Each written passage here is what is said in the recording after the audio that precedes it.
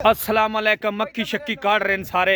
असी जनाब शूटिंग करन आया दरिया दी मंड ते सलेमिया की बनसी ना दा इना भाई रोले ही इन्ना पायो है ना शूटिंग दा कोई मजा आ रहा ना कोई स्वाद आ, लेकिन वीडियो बन रही है।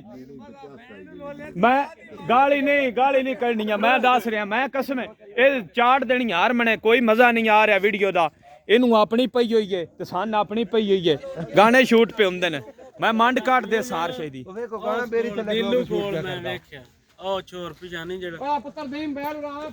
क्या सीन है आपके गाने का? आप क्या करना छड़िए जल्दी करो कतरा सारा करना की गाना बनाना है तू इथे जिवें बकरी लवाउणा ए सारे मेकअप वाले कग्गे शग्गे फेरने ना लगे हुन वीडियो बनाना मैं गैन है बाकस में अल्लाह दे मैं ते काक स्वाद ना आया। हां लेकिन दरिया दी माण ते बड़ा स्वाद होनी बने हुआ ते मैं आख्या थोड़ा जना छंडा मार छड्डा इदे अलवी ते फुल्लां लड़ लिया।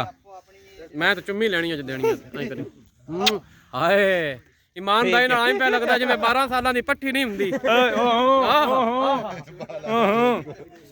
फुल्ला वाले दा गाना यार बड़ा अच्छा शूट हो रहा है, लेकिन मजा आया। हूं मजाक कर रहा मैं कि बिरावन दसा सारे बिराज जनाब इत्थे। ओए पिंड दा नाम की है? महमूदपुर।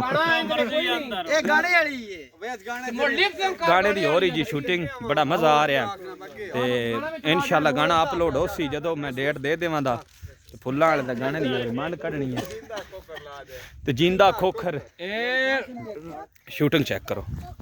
चल चल चल वायरल कीता है मैं गल चलो जी चार हम ते ਤੁਹਾਡੀ ਵੀਡੀਓ ਚੱਲੀ ਹੈ ਮੁੱਸਾ ਪੁੱਤਰ केड़ी जिंदा खोखर जी ਕਿੰਨੇ ਦਾ केड़ा खोखर है? कि तू ते जिंदे तो लग पे उस पे क्या हुआ है? वीडियो कैसी गई है? कोई नहीं बनाई चली है, ओ मजा आ रहा है। फूलों वाले के पास आए हो बोल के दस ना बार बंदा कोई स्वाद नहीं आया, आसान नहीं आया।